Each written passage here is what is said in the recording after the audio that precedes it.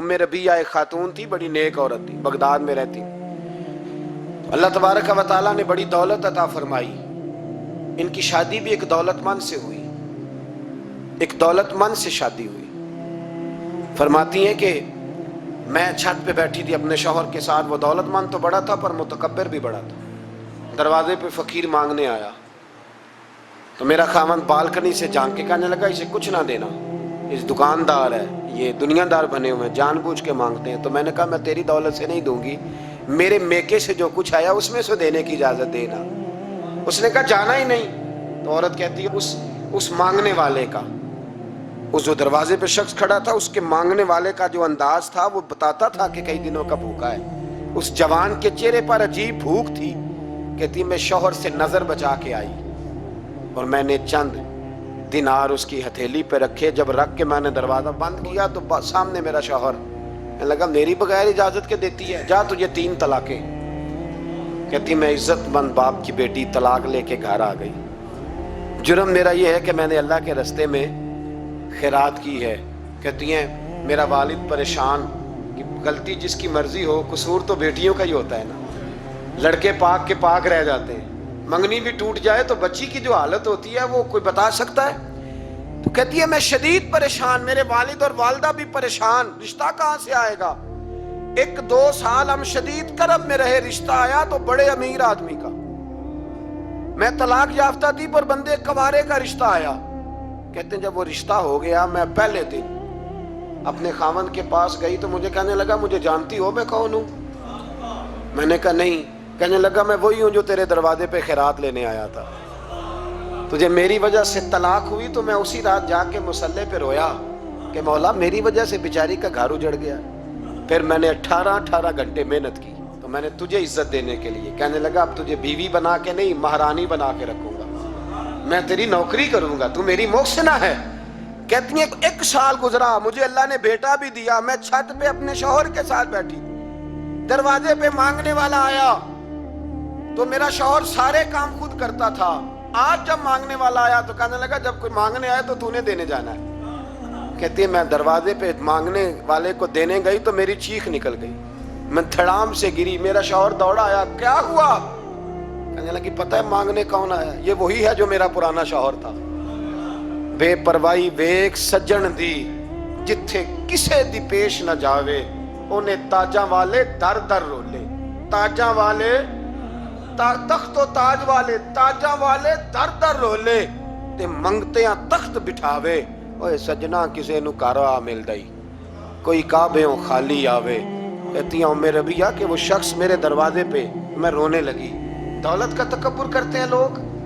गरीब दरवाजे पे खड़ा है तो कहते हैं तुम कमाते नहीं, मुझसे भीख मांगने आ जाते हो।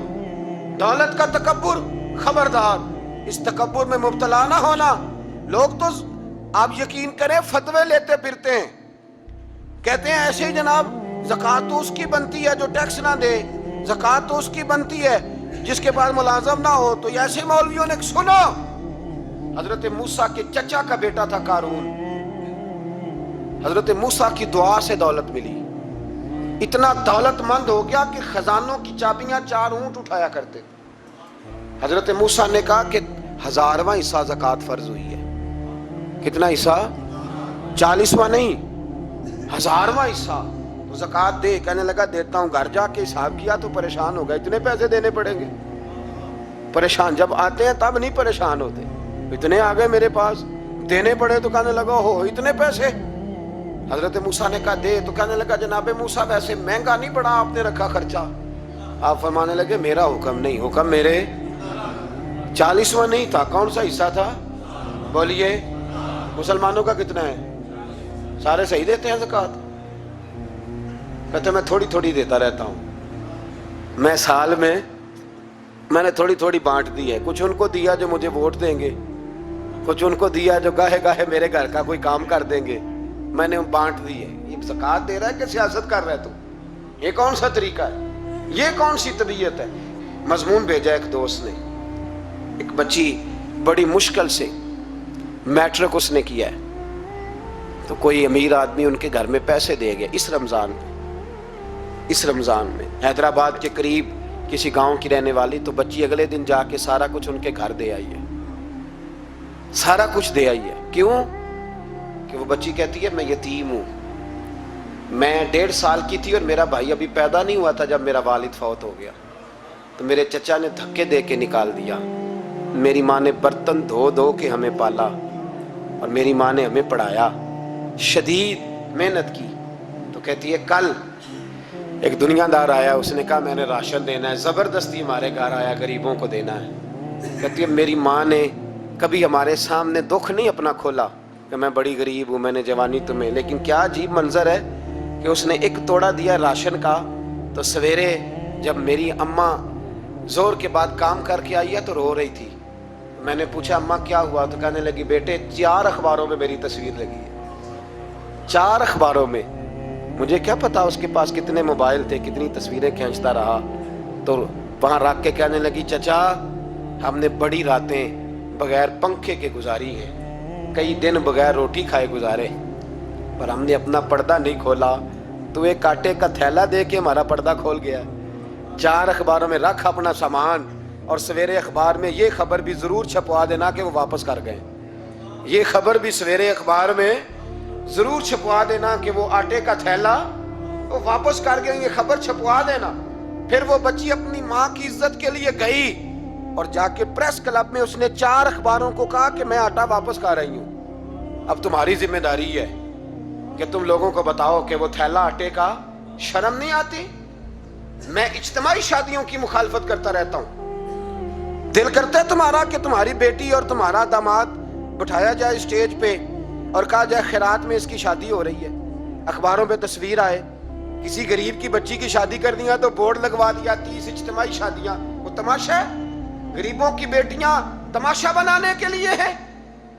अगर किसी गरीब की बच्ची की खिदमत कर दिया तो उस तरह कर जिस तरह हुसैन के बेटे इमाम ज़ैनुल आबिदीन किया करते। इमाम ज़ैनुल आबिदीन, इमाम हुसैन के बेटे, जब दुनिया सो जाती तो सैयदा का पोता अपने कंधे पर अनाज की थैली रख के गरीबों के दरवाजों पर दस्तक देने पहुंच जाता। गरीब बाहर निकल के पूछते नाम क्या है? कहने लगे मेरा नाम ना पूछो, मेरी तो मेरा दादा ड्यूटी लगा गया, मेरी तो मेरा अब्बा ड्यूटी लगा गया, ये तुम्हें तुम्हारे हिस्से का राशन है, इसे कबूल कर लो। ये उन लोगों का तरीका था।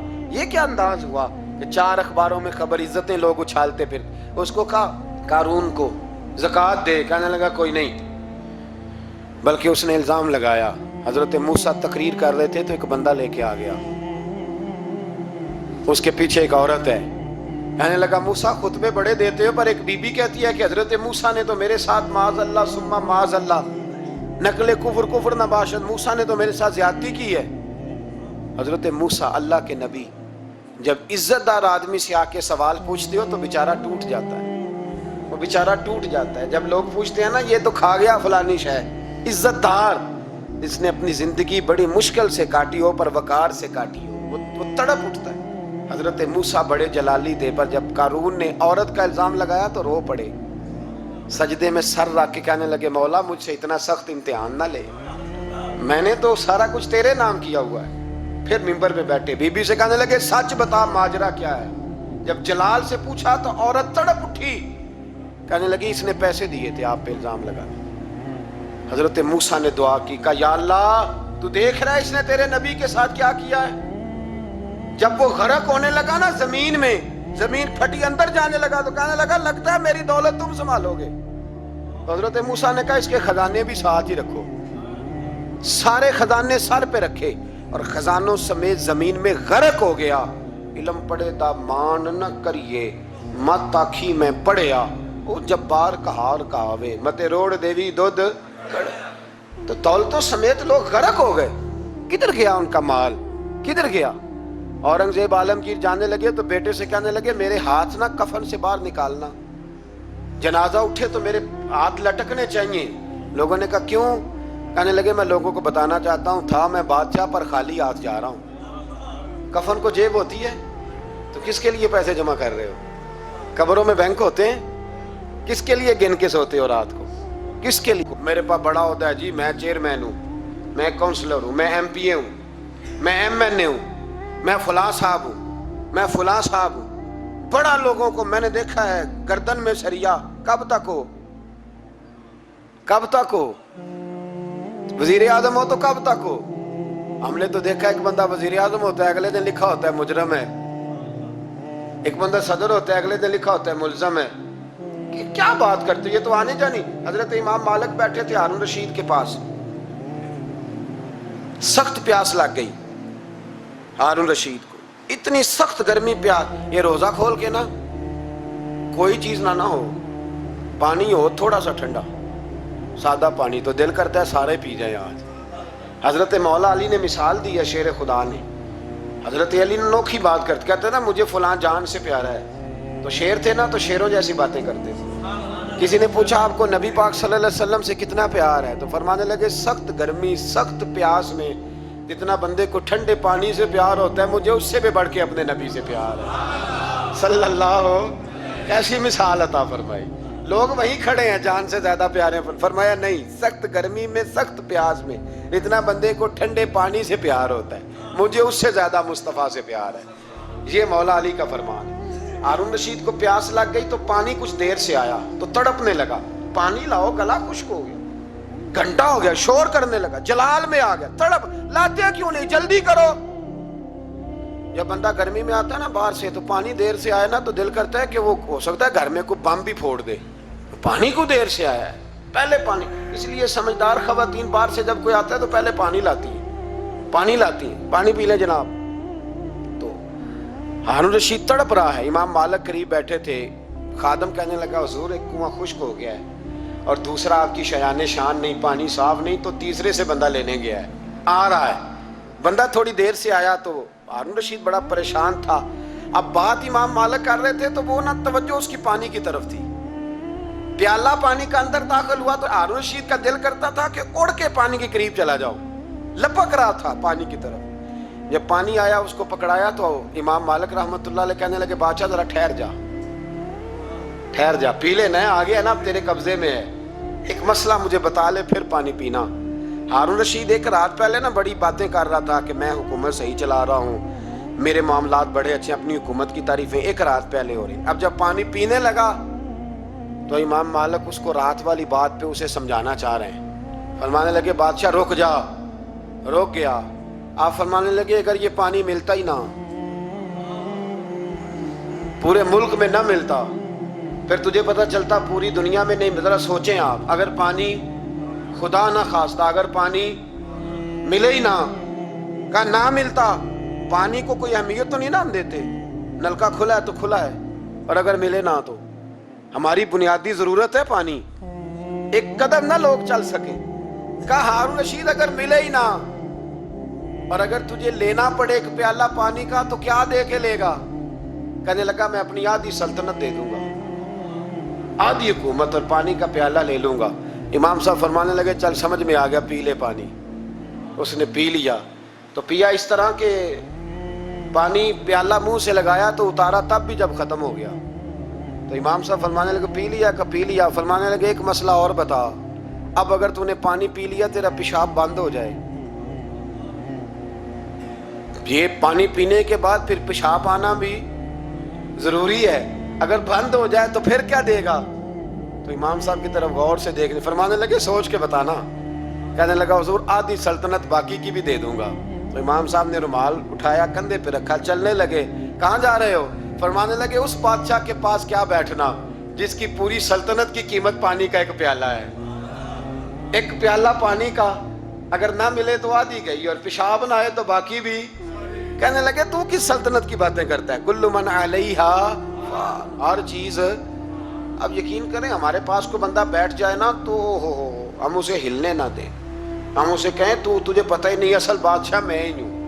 میں تو کچھ ایسے لوگوں کی باتیں بھی سنتا ہوں، مجھے لگتا ہے امریکہ میں بھی حکومت یہی بنواتے ہیں. اتنی زبردست گفتگو کرتے ہیں، اتنا اعلیٰ تجزیہ نکالتے ہیں کہ مجھے لگتا ہے سارے ملکوں کے بادشاہ ان سے مشورہ کرتے ہیں. اس قدر زیادہ ہم نے اپنے آپ کو تن کے بڑا کر لیا ہے. کنٹرول میں رہیں، کنٹرول میں. ہلاکو خان نے بڑے لوگ مروائے تھے، بڑے. بغداد میں 20 لاکھ آدمی قتل کروایا اس نے.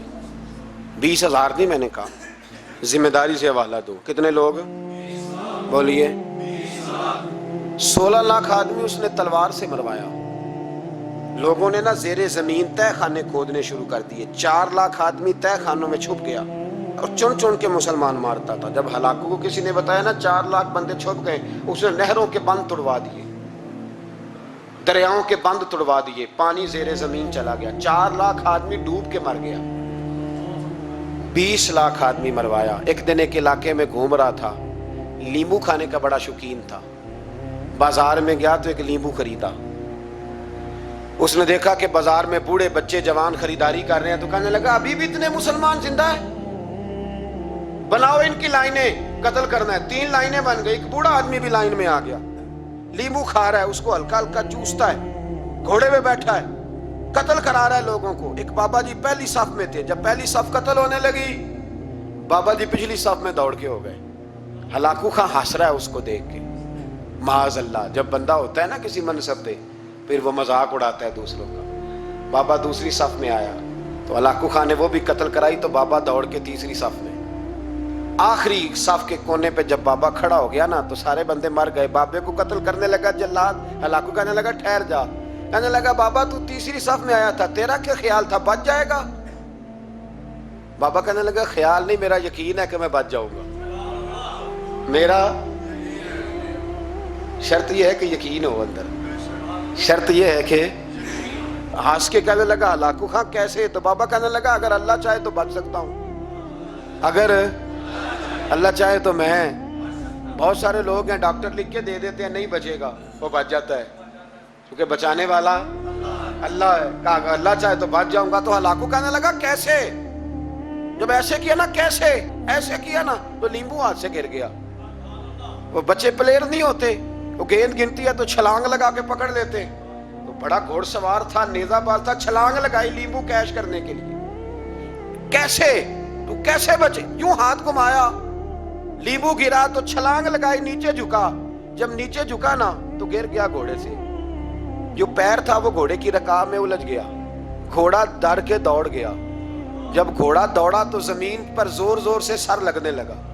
सिपाहियों कहता दौड़ो, इसको पकड़ो। सिपाही भी दौड़े पर घोड़ा काबू ना आया। घोड़ा उस वक्त रुका जब ना उसका चेहरा पहचाना जाता था, ना आंखें सलामत थी, ना नाक सलामत थी। उसकी खोपड़ी सारी इस तरह चूर चूर हो गई जैसे किसी ने हथौड़े के साथ पीसी हो। हलाकू की लाश से खून बह रहा था। बाबा हंस रहा था। एक सिपाही कहने लगा बाबा तू क्यों? कहने लगे मैं अपने रब की कुदरतों पे मुस्कुरा रहा हूं। कुल्लु मन अलैहा फान व यबका वजहु रब्बिका ज़ुल जलाल वल इकराम। का मैंने इसे समझाया था कि बचाने वाला बचा लिया करता है। तो उसने मुझे, सिकंदर आजम ने 32 साल की उम्र में आधी दुनिया फतह कर ली थी। तो लोग पता क्या कहते थे? ये वो बंदा है जिसको तारीख ने ग्रेट का लक़ब दिया है। लकी नहीं कहते, हम कहते बड़ा लकी है भाई। लोग कहते थे ये मकनातीसी आदमी है, कभी नाकाम हुआ ही नहीं। सिकंदर आजम कभी नाकाम नहीं हुआ। जिस इलाके, और उम्र कितनी भाई, इतनी कम उम्री में इतनी दलेरी, आधी दुनिया फतह कर ली। मुल्तान से गुजर रहा था तो उसे एक तीर लगा। कुछ लोग कहते हैं यहां जेलम के पास लगा था। एक तीर लगा उसे। उसने कहा बंदा तलाश करो, किसी की इतनी जुर्रत के सिकंदर आजम को तीर मारा है, तलाश करो। जब ढूंढने लगे तो बंदा ना मिला। तो सिकंदर ने हुक्म दिया कि जिसकी आंख चमकती है उसे कत्ल कर दो। मर्द भी मारे, बच्चे भी मारे, बूढ़े भी मारे। तो लाके लोग कहने लगे इंसान कोई नहीं बचा। कहने लगा मैंने तुम्हें कहा था जिसकी आंख चमकती है कत्ल करो, बिल्लियां भी कत्ल करो। हो सकता है किसी बिल्ली ने मुंह में रख के फेंका हो, कुत्ते भी मार दो, कबूतर भी मार दो। हर चमकती वाली आंख उसने बंद कर दी। यूनान के करीब एक बस्ती का रहने वाला सिकंदर इराक के शहर बाबुल में था। मलेरिया बुखार हुआ। क्या कहते हैं हम, चंद टिक्कियों की मार है, दवाई खा लो ठीक हो जाएगा। मलेरिया बुखार हुआ। 32 साल, कुछ लोगों ने कहा नहीं 2 महीने कम, 33 साल उम्र हो चुकी थी। तो सिकंदर आजम जमीन पे बैठा है, एड़ियां रगड़ रहा है। मौत का झटका लगा, मौत का।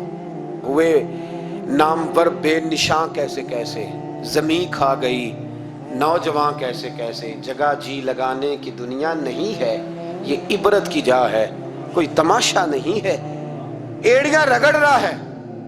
2 ہفتے کا سفر رہ گیا تھا، گھر پہنچنے کا تو سکندر ایک صوبے کا، ایک ملک کا، ایک چھوٹے سے علاقے کا سربراہ نہیں، سکندر آدھی دنیا فتح کرنے والا، پلیٹ میں رکھ کے کسی نے حکومت نہیں دی، خود محنت کر کے فتح کی۔